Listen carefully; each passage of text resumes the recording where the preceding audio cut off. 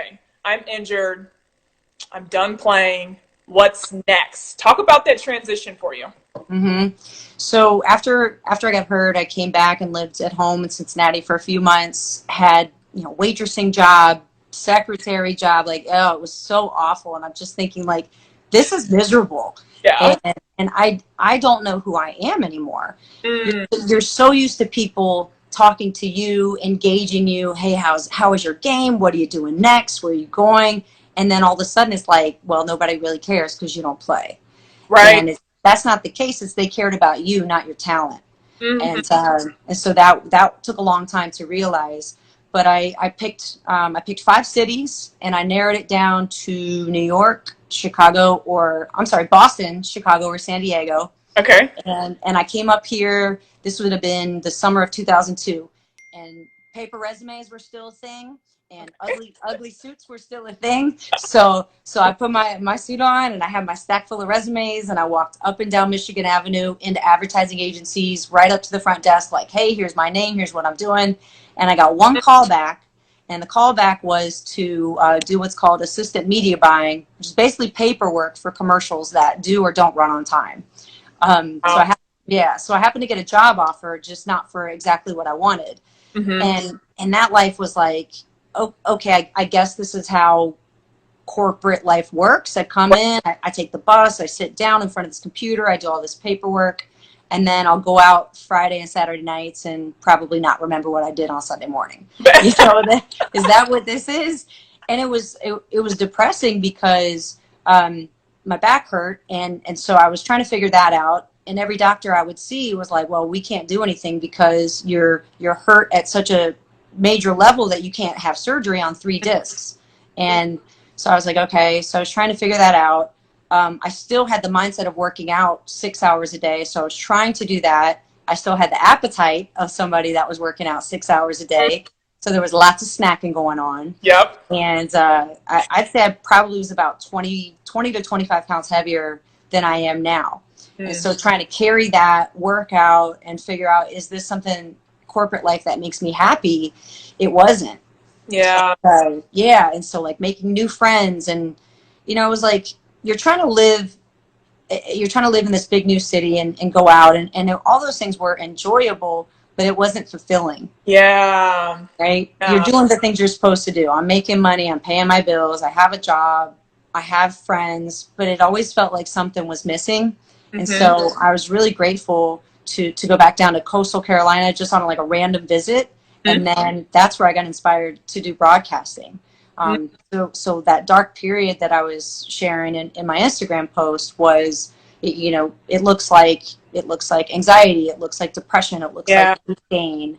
It looks like you're just, kind of drinking yourself into a place where it just like, this is what I'm supposed to do. Yeah.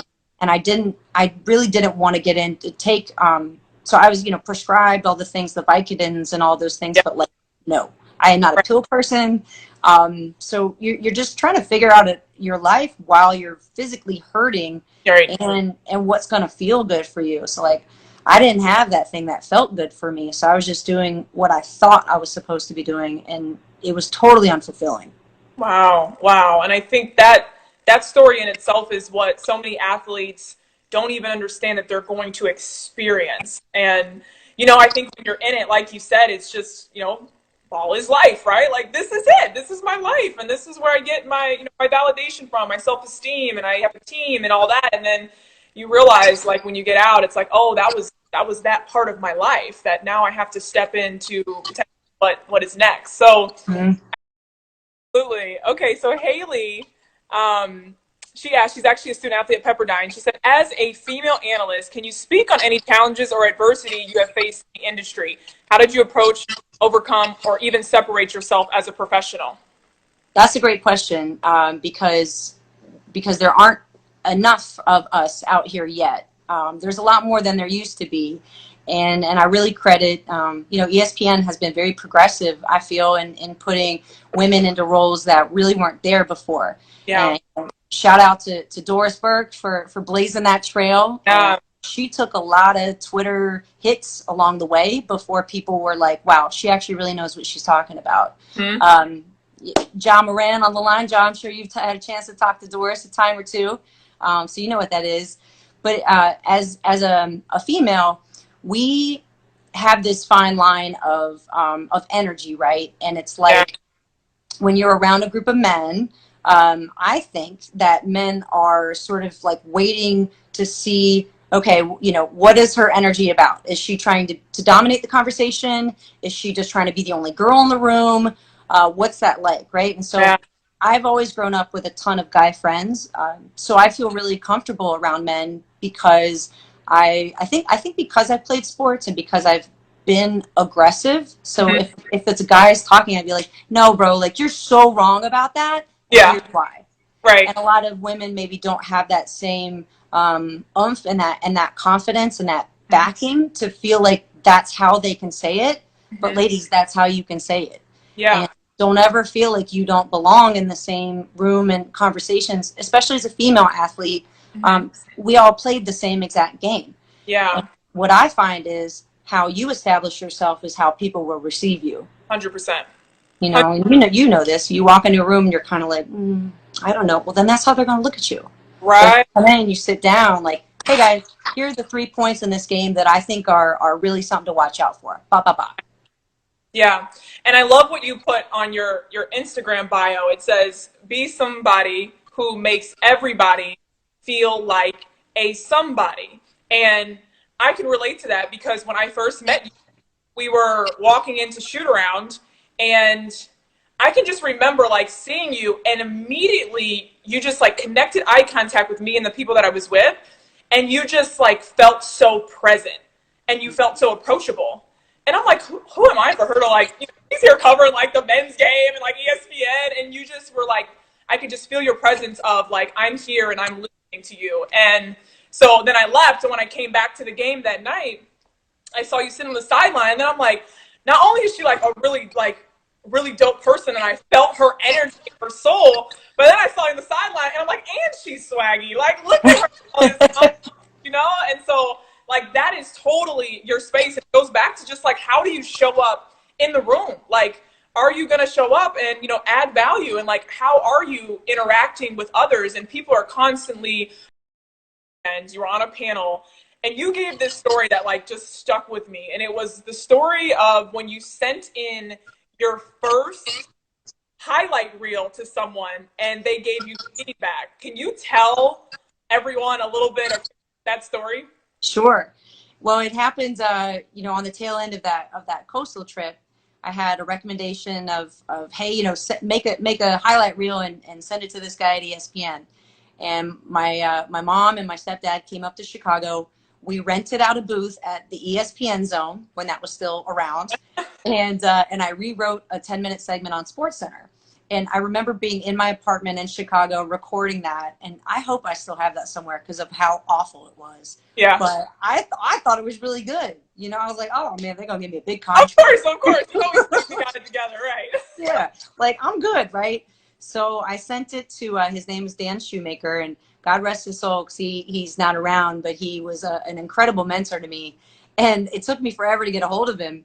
And when he finally answered my phone call, he was like, "All right, I watched your tape, and do you want me to be honest with you?" I was like, "Yeah, what? Yeah, of course. Why?"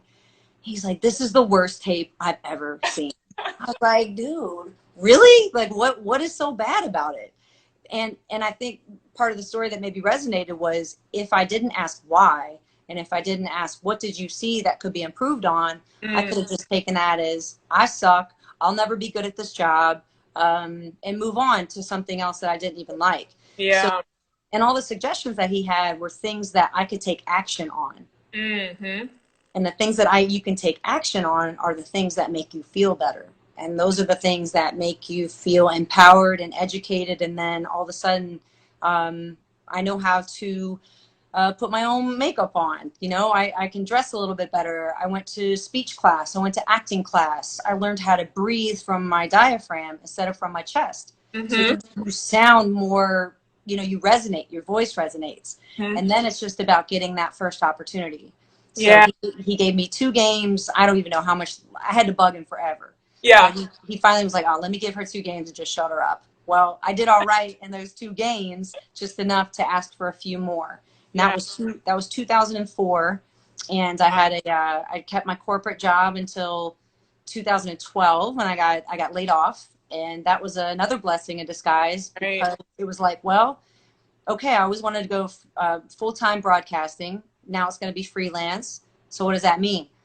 Okay, I don't have an agent, so I guess that means let me pick up the phone and find out who's making decisions at Fox, Yeah. at ESPN, at the Sunshine Network, which was in Florida, at CS, it was like CSTV in New York, and all these places. I had no idea of any of that, Yeah. but I just kept getting in front of people, and finally, with those 2 games, it was like a start to come back, and then the next year be a little bit better. But that freelance moment from 2012 to 2016 was another big struggle.